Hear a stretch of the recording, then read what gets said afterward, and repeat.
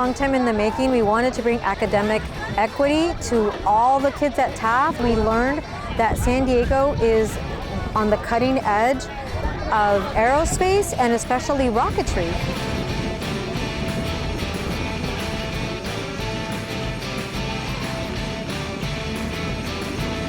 Our community partner brought us under his wing, taught us how to do rockets, taught our kids how to do rockets. Those kids taught other kids how to do rocket. Here at Mission Bay, though, they launch, they're by size, A, B, C, D, E, F, G. I believe there's a couple G motors going up in the sky.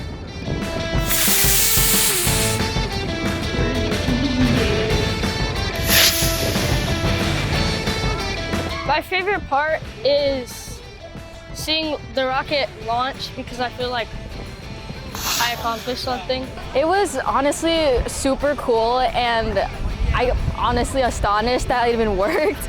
But it was like super fun and really exciting.